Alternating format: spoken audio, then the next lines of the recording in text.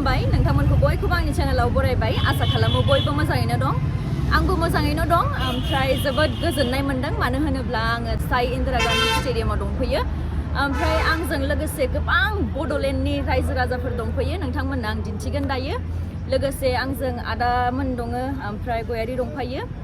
दा जोङो माने गेटनि बाहेरावसो आरोना सिङाव हाबथ'वाखै हाबनोसै हाबबा नोंथांमोननो दिन्थिगोन सिंनि माहला माबोरै जाना दं माबोरै मा ओमफ्राय 16 नभेम्बरनि गासैनिसिमबो गाहाम हामलायनायखौ जासिहरनाय थाबाय जाय बिथांमोना फैनो मोनाखै बिथांमोनाबो न'आवनो थानानै ससियेल मिडियानि गेजेरजों ब्लगफोरखौ नायबानो जाबाय आरोना एसे एनै इन्जय खालामबानो जाबाय ओमफ्राय नै आंजों दंफायो गयारि ओमफ्राय नै इथिं आदामोन दङ नै ओमफ्राय नै हिमांशु नै इथिंथ' मोजां मोनगोनलै नै नमस्कार खुलुमबाय रिलि दंमोन दिनै रिलि गिदिं पिस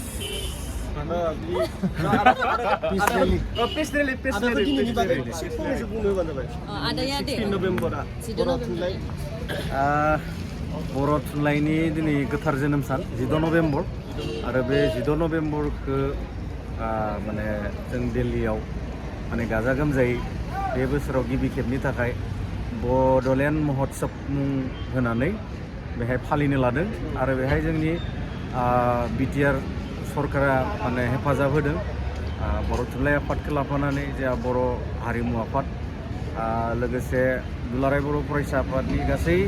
दैदेनगिरि मावथिफारिया गासिबो दंफैयो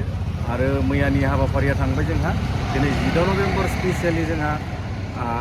गोबां हाबाफारि सोलिगासिनो दङ नाथाय जों दा गेटनि माने बाहेरावसो दङ गेटनि सिङाव दसे उनाव हाबहैगोन जोंहा मानगोनां बर'मा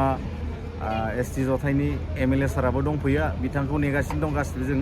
बिथांजों लोगोसे ज' हाबनानै जोङो दिनैनि प्रग्रामखौ एसे नायगोन बा एन्जय खालामगोन रंजागोन ओमफ्राय दिल्लीयाव जेरावनो थाङो बर'फोरखौनो नुगासिनो दा इन्डिया गेट थांबाबो रेड फर्ट थांबाबो जेरावनो माने खना खनला बर' गोजाल' आरोना दख'ना गानना गामसा गानना जा मोजां मोनदों ग्रुपनो ना जोङो दायो हाबगोननोसै नै आदाजों आंजों ओमफ्राय गयारिजों जों साथामजों माने जोङो एमएलए आदाखौ नेगासिनोमोन ओमफ्राय आदाना एसे गोबाव जागोन नालाय बेखायनो जोङो हाबगोरनानै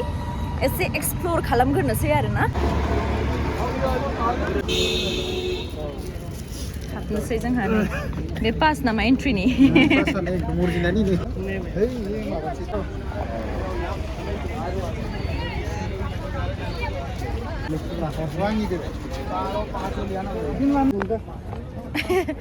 दायो जोङो हाबबाय जों साथामजों हाबग्रोबाय आरोना ना दासो औ प्रग्रामाव फैनाय बायदि मोनदों दासो एक्चुअलि स' नैयाव सिकिउरिटि चेक-इनबो दङ बेनिफ्राय हाबनोसै आरोना जोङो एन्ट्रि खालामनोसै सिकिउरिटि काउन्टारफोरानो इदि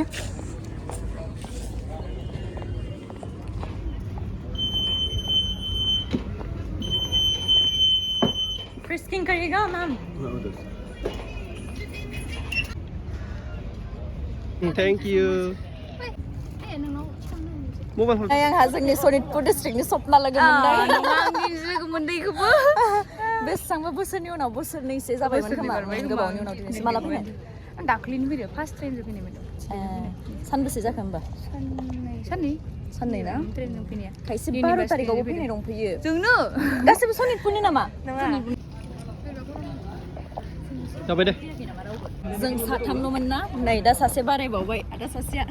गोमाथ'दोंमोन बेयो दसे थुर थांखोमाबाय थायो अबेबा मोना आंखौ नागिरनानै आं बेयावनो थांखोमाबायनो ओमफ्राय फैबाय आरोना ओमफ्राय दा जोङो साब्रैजों बेरायगासिनो थांसै पुरा गोमो गोजा बयबो जि मोजां मोनदों रेस्टिं एरिया बानायना दोनदों नै बेयाव नैथिं फुड एरिया जाग्रा लोंग्रा सोलिगासिनो खोमा नङा औ नैथिं जाग्रा लोंग्रा सोलिगासिनो हाबनानै नै जोंहा दसे जिरायबाय जोंहा साब्रैबो माने एक्चुअली दिल्लीयाव दंबाबो दिल्लीयाव थानाय बायदि फिल मोनाखै आरोना गासिबो माने गावनि हारिनिनो मानसि गोजा लोगो मोनबाय नालाय स' आंनिया नै माबायाव आसुगुर नांनानै गावनि आखायानो माबा फोथा फोननाय बायदि नुदों ना माबाफोर बुंदो माबोरै मोनदों बड'लेण्ड बायदि मोनदों नामा आदा मोजां मोनदों जिबे सब आदा बड'लेण्ड बायदि मोनदों बड'लेण्ड बड'लेण्ड बायदि बड'लेण्ड बायदि मोनदों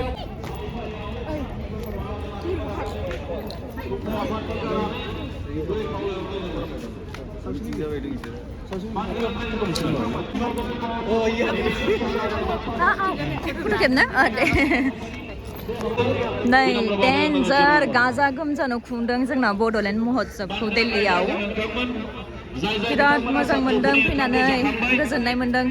नै दा हाबनोसै जोंहा एक्जिबिशननि माबायाव नै एन्ट्रिया नैनिफ्राय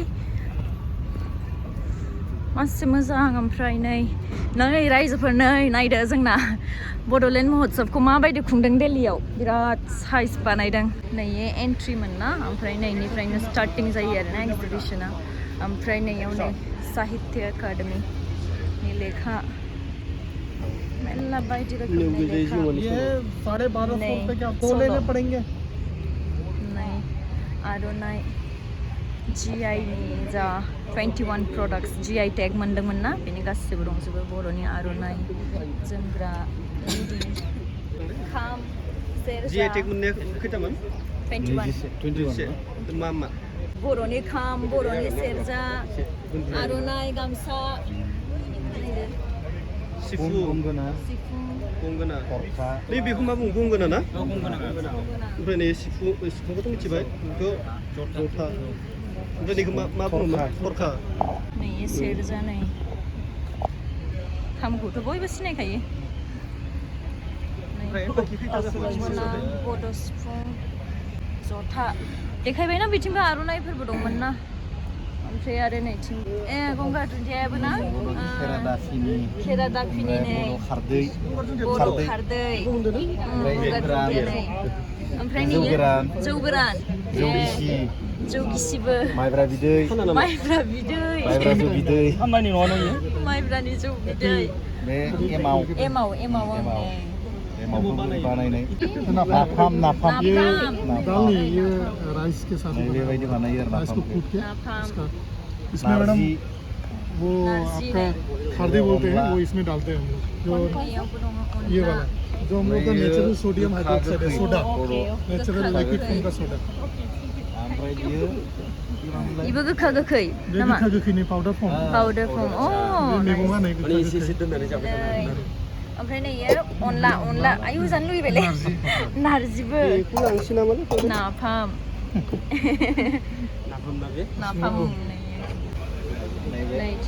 दोरोङारि रेजें जानायखौ अन देनाय एन्थाब ओमफ्राय सौराय दाखुरा सौराय फिथा सावनाय लावदुम फिथा रेजें जानाय बेनिफ्राय दाखुरा एवनाय सिथाव रेजें जानाय नै आफिसो होनो जोंनिखै माबानो सौराय गोरान होनो सौराय होनो जोंनिखै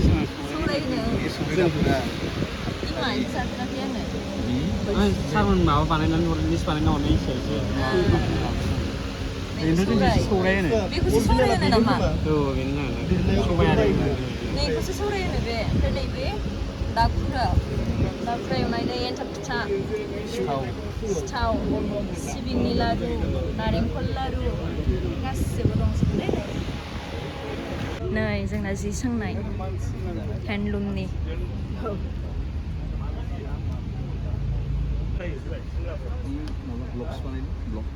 हेन्डलुम एन्ड टेक्सटाइलनि नैयाव गासिबो दंजोबो नै खुन्दुंनिफ्राय लानानै गासिबो भिडिअ लादो औ दे नैयाव टुरिजम डिपार्टमेन्ट PTCनिबो नैथिं जोंना वान हर्न राइन'आ मानास नेसनेल पार्कनि माथो नै एशियान एलिफेन्ट राफ्टिं बगामाथि पेराग्लाइडिं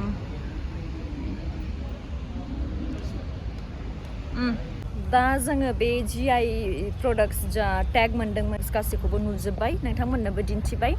जाय बिथांमोना मिन्थियामोन बा नुवाखैमोन नोंथांमोना मिन्थिबाय बा नुबाय जानांगौ नेक्स्ट टाइम जुदि सोरबाफोर सोङोब्ला अब्ला खोन्थानो हासिगोन आरो ना फट' खेबजाग्राफ्रा जोंहा ओंखाम जानो थांनो नागिरदों दा जोंहा दा ओंखाम जानो थांनो नागिरनाय आलासि बारायबाय जोंहा सिगां साब्रैल'मोन ओमफ्राय दा नै आदायाबो फैबाय 8 जन जाबाय दा थांगासिनो जोङो ओमफ्राय मा समस्ति होनोमोन बेखौ बर्मानि बरमा समस्तिनि जोंना अनारेबल एमएलए सार बिथांजों ज' माने ओंखाम जानो थांगासिनो दं आरोना ओंखाम जाहैनोसै दा फैबाय हा आलुगोन खोमा एसे बारा आलुनाय नङा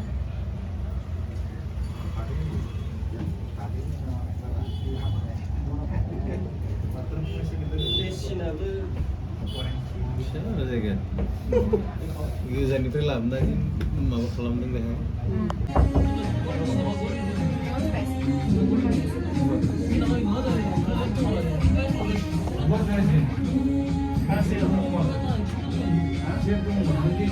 जोंना जाग्राया सौफैबाय आं थुप्पा जादों ओमफ्राय नै आदाना माशरुम सुप कफि नायबाय थादों आदामोना नेबाय थादों हनै थिंबो नेगासिनो रावनाबो फैयाखै आंनाल' फैग्रोबाय ओमफ्राय आदाना फैग्रोबाय आरो जानोसै दा जोंहा कल्ड कफि सौफैबाय नै अमाखौ टेस्ट नायनि र' खां लोंखां नै जोंहा दा फैलायबाय प्रग्रामाव जों सानैजोंल' दङ आदाजों आंजों ओमफ्राय बाखिफोरा एसे बाहेरायाव थांथ'दों ओमफ्राय दाबो मानसिफोरा मालाय बेराय फैगासिनो खायसेया जि जोम जोमनानै फैगासिनो खायसेया ओंखारलांगासिनो ओमफ्राय जोंना ओंखाम जानानै दासो सौफैबाय आरोना स' दा हाबनोसै नायनोसै दसे थानानै थांसिगोन जोंबो बारा गोबाव थाला ना आदा मा होनो दसे उनाव थांगोन दसे उनाव थांसै ना बांद्राय गोबाव थाला दसे थानानै थांसै आरो ना नै जोंहा सोरखौ लोगो मोनदों नै मादै सोर सिनायखो बिबेक गयारिनि बिमा नै साइसथार मालाय मादैया नंगौ मोनदों बेलाय नै मोजां मोनबाय मादै लोगो मोननानै आंबो बहुत मोजां मोनदों आंबो जोबोद गोजोननाय मोनदों दिल्लीयावसो ज' लोगो मोनबावबाय ओमफ्राय मिनि बड'लेण्ड जाना दं जोंना नै दिल्लीयाव नैखौ आंथ' सिनायनाथ' मोनाखै उनावसो नोंसिनि बाबामोननि लोगोथार आंखो बियावसो जागोन बियावसो जाबाय होमबा फिसा बर' एक्टर बेबो ओमफ्राय नै जोंना नै थिं सिंगार बिथां सिनायखायो बयबो फार्स्ट टाइम लोगो मोनदों औ फार्स्ट टाइम लोगो मोनदों मोजां मोनबाय बयखौबो बा मिनि बड'लेण्ड जाना दं आरो ना जेरावबो स्रायनो दख'ना गाननानै मानसिफोरा दे थांदो दे दे नै मालाय आदामोना बर जाबाय नै जिरायगासिनो सासेयाबो हनै थांनोसै जोंहाबो दायो जोङो थांगासिनो बड'लेण्ड गेस्ट हाउस जोङो दिनै साब्रैजोंनो बेरायबाय जोंहा साब्रैजोंनो दिल्ली फुरा बेरायजोब्बाय सबजों थांबाय जाहैबाय लोंबाय आरो फैबाय ओमफ्राय आरो दा बड'लेण्ड गेस्ट हाउस थांगासिनो साब्रैजों थांगासिनो आरो अला बुक खालामखाबाय सफैबानो थांसै आरो ना स' बड'लेण्ड गेस्ट हाउसखौ आं दिनै नोंथांमोना दिन्थिनोसै बड'लेण्ड गेस्ट हाउसखौ जोंनि दिल्लीनि नै बड'लेण्ड गेस्ट हाउसनि बाहेरायाव नै इदि लिरनाय दं नै ओमफ्राय बेनो आरोना बिल्डिङा नै इनिफ्राय एन्ट्रि